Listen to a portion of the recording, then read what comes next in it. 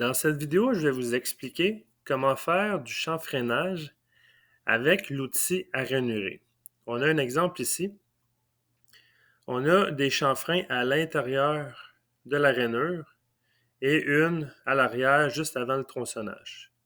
Ces chanfreins-là, on ne peut pas le faire avec les outils extérieurs comme le numéro 1 ou le numéro 3. C'est vraiment avec l'outil à rainurer que vous allez l'effectuer.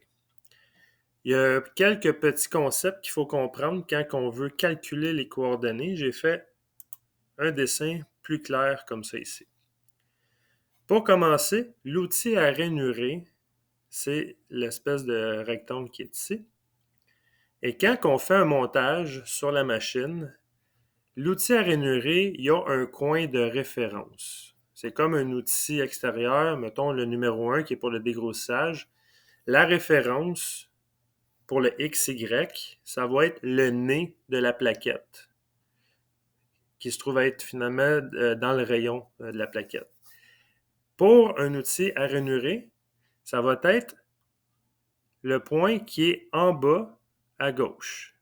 Quand on vient installer un outil à rainurer sur la machine, il faut prendre la référence sur le diamètre. C'est pour ça que le point est au niveau du bout de la plaquette. Et pour la référence en Z, mais il faut appuyer le côté gauche de la plaquette sur l'origine pièce. C'est pour ça que le point est à gauche.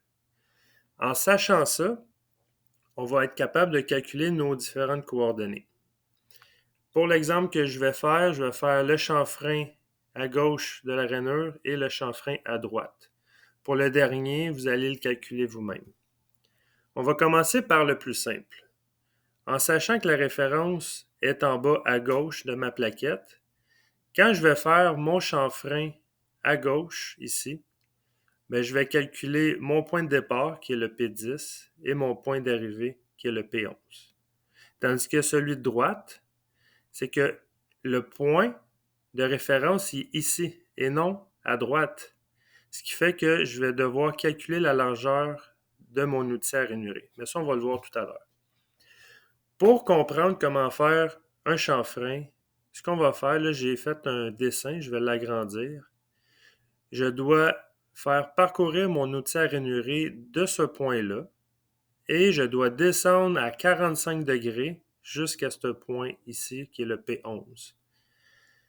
Pour être capable de calculer mon X et mon Y, mon X et mon Z, je dois me dessiner des petits triangles pour m'aider à calculer les coordonnées exactes. On ne peut pas calculer n'importe quelle coordonnée en X et Z parce que ça ne nous donnera pas un 45 degrés. Nous, ce qu'on veut, c'est vraiment un angle à 45 degrés. On va se tracer un petit triangle ici en haut parce que l'outil à rainurer doit être dégagé en X et évidemment, il doit être positionné en Z pour notre point de départ. Et l'outil à rainurer va descendre dans ma pièce pour usiner, pour atteindre l'autre petit point, qu'on va faire également un triangle. Et les deux triangles sont identiques. La valeur des triangles, c'est variable selon celui qui programme. Dans mon cas, moi, j'ai fait un triangle de 50 millièmes. Et vu que c'est à 45 degrés, j'ai deux côtés égaux. J'ai 50 degrés en X, j'ai 50 millièmes, excusez-moi, en X, et j'ai 50 millièmes en Z. L'hypoténuse, on ne s'en occupe pas pour notre exercice. Ça va être la même valeur en bas ici. 50 millièmes par 50 millièmes. En sachant ça, on va être capable de calculer nos points de départ et nos points d'arrivée. Et là, il n'y a pas de trigonométrie, c'est vraiment addition et soustraction. Deuxième règle importante, à chaque fois que vous calculez vos X, vous devez toujours penser que ça doit toujours être au diamètre. Dans mon exemple que j'ai dessiné ici, vous voyez, j'ai juste la moitié de la pièce. Je travaille sur un côté de la pièce.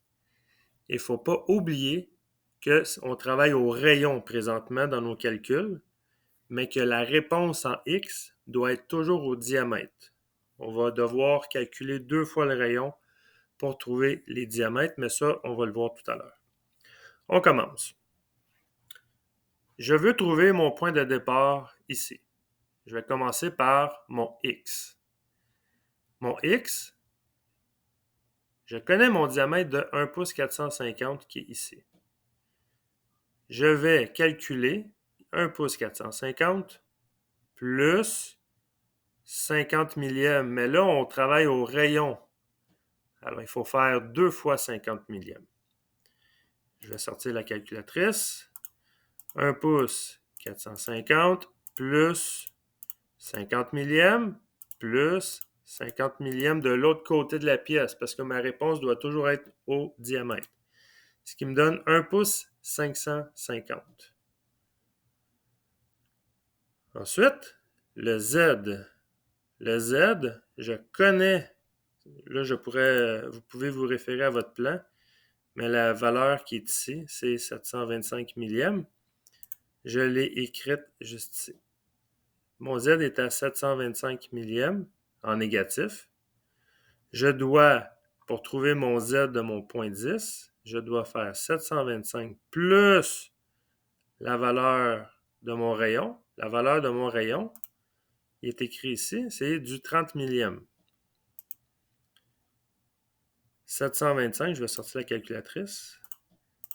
725 plus 30 millièmes. Là, je ne fais pas 2 fois la valeur parce que je ne suis pas en X, je suis en Z. En Z, on ne fait pas x2.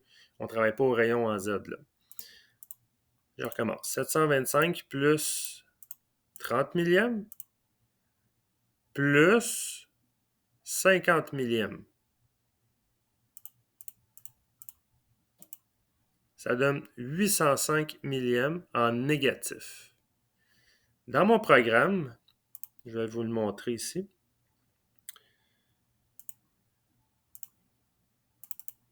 Dans mon programme, ici, c'est mon étape de rainurage. Je vais vous le simuler tout à l'heure. Ça, c'est mon G75 pour mon rainurage. Ensuite, mon premier chanfrein, je viens me positionner à 1 pouce 550, comme que j'ai calculé tout à l'heure, et Z moins 805 millièmes. On va aller voir qu'est-ce que ça donne.